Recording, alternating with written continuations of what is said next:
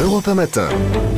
Bonjour Delphine Batho. Bonjour. Ministre de l'écologie, du développement durable et de l'énergie. Le gouvernement a-t-il parlé trop tôt, trop vite hier en affirmant qu'il n'y avait absolument rien à craindre pour les habitants de Rouen et même de la région parisienne ? Non, c'est la vérité. La priorité des pouvoirs publics lorsqu'il y a un risque industriel ou un risque technologique, c'est d'abord la sécurité de la population et la sécurité sanitaire. Et c'est vrai que ce gaz qui s'est dégagé sent vraiment très mauvais, qu'il peut y avoir des effets sanitaires légers, c'est-à-dire une gêne, des maux de tête ou des symptômes passagers pour certaines personnes, mais il n'y a pas de danger pour la santé. Et c'était d'abord la première inquiétude qu'il fallait lever. Combien de personnes ont été concernées par cette gêne ?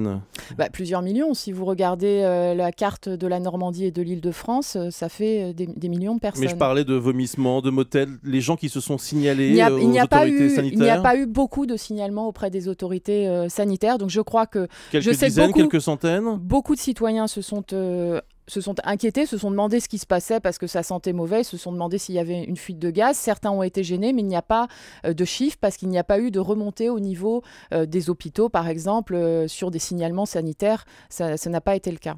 Pourquoi avoir annulé le match de football entre Rouen et Marseille ? Reconnaissez que ça a amplifié l'inquiétude. C'est la raison pour laquelle je me suis rendue sur place pour répondre à toutes les questions. Ce match a été annulé tout simplement par application du principe de précaution, puisqu'un protocole est en train d'être mis en place pour traiter la cause de cette pollution. C'est ça qu'il faut faire maintenant. Et donc, comme si c'est une réaction chimique, par précaution, on a préféré qu'il n'y ait pas un match de foot avec des milliers de personnes à proximité du site, ce qui aurait été un souci supplémentaire pour les services de l'État et notamment la préfecture. Donc il n'y avait pas de raison, si ce n'est d'appliquer le principe de précaution. Alors le principe de précaution s'est appliqué aux spectateurs de ce match. On pensait qu'il y aurait 10 000 personnes environ dans le stade de Rouen pour ce match de Coupe de France. Mais qu'en est-il des habitants qui se trouvent dans la zone et qui, eux, n'ont pas été... pour lesquels il n'y a pas eu d'évacuation, il n'y a pas eu de mesures particulières ? Les riverains de l'usine. Il n'y a pas d'évacuation parce qu'elle n'est pas nécessaire. Le travail qui a été fait hier après-midi avec les meilleurs experts de ce type de situation, c'est justement de définir un protocole pour traiter la cause de cette pollution qui cause le moins de désagréments possible et qui soit parfaitement maîtrisé et contrôlé. Tous les riverains qui ont des questions peuvent téléphoner au 02 32 76 55 66. Ils auront des réponses à toutes leurs questions, mais il n'y avait pas de mesures d'évacuation à prendre parce que la situation est maîtrisée, qu'elle est sous contrôle.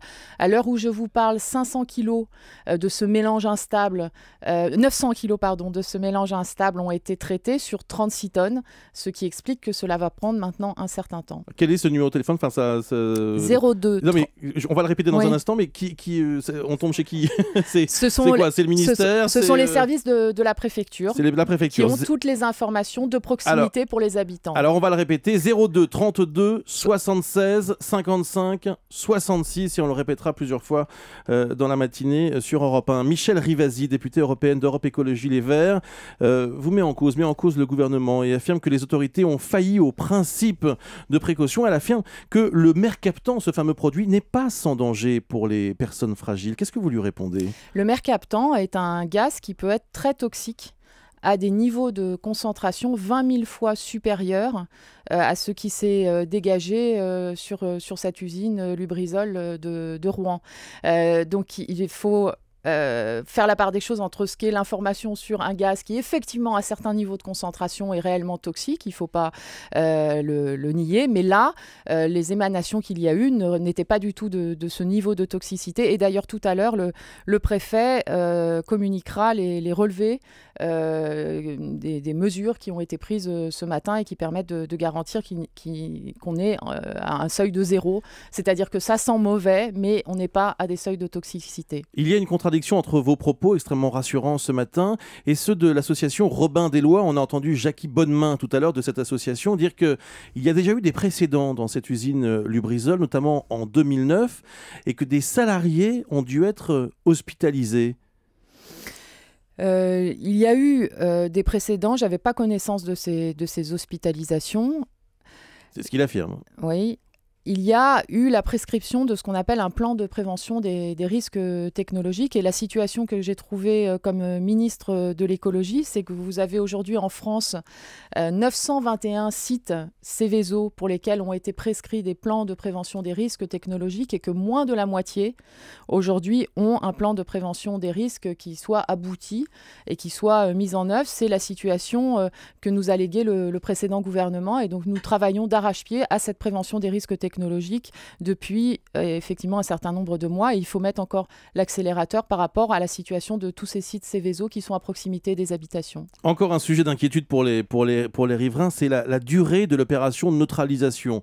On sait que ça a commencé cette nuit et on nous dit que ça va durer plusieurs jours. Ça prendra le temps nécessaire. C'est-à-dire ? Parce qu'il faut, c'est un protocole de traitement progressif de cette matière qui a provoqué une réaction chimique qui n'était pas volontaire.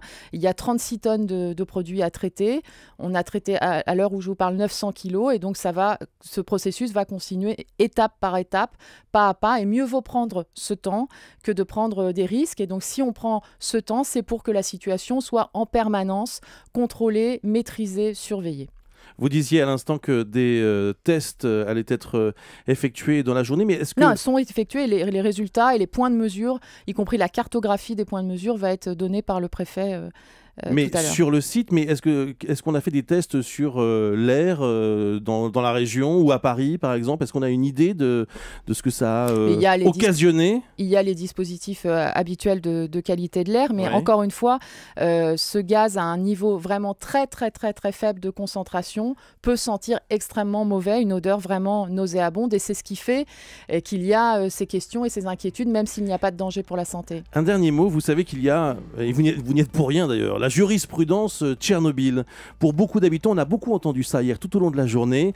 On nous avait déjà dit au moment de Tchernobyl qu'on ne risquait rien et puis quelques années plus tard, on s'est rendu compte que s'il y avait eu des effets pour la santé. C'est la raison pour laquelle je me suis rendue sur place pour dire que le gouvernement donnait la garantie d'une règle absolue qui est celle de la transparence.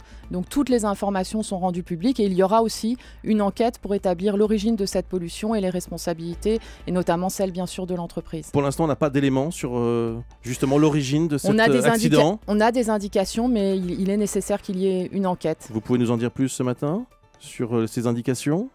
Il y a sans doute eu une négligence ou une faute qui a entraîné cette réaction chimique, mais encore une fois, ce sera à l'enquête administrative et peut-être même à l'enquête judiciaire de l'établir. Une négligence, donc ce serait une erreur humaine, on va dire, qui serait à l'origine de cette... C'est prématuré de dire si s'il y a eu une faute technologique ou s'il y a eu une erreur humaine, mais en tout état de cause, il faudra rechercher bien sûr la responsabilité de l'entreprise. Je rappelle le numéro de téléphone que vous avez donné à l'antenne il y a quelques instants sur Europe 1. C'est important pour tous ceux qui nous écoutent, qui ont envie d'être rassurés. 02 32 76 55 66. Ça aboutit à la préfecture donc, de Seine-Maritime, la préfecture de Rouen, et ça permet donc d'avoir toutes les informations disponibles sur les conséquences de cet accident à l'usine Lubrizol de Rouen. Merci Delphine Bateau, merci d'avoir été avec nous ce matin sur Europe.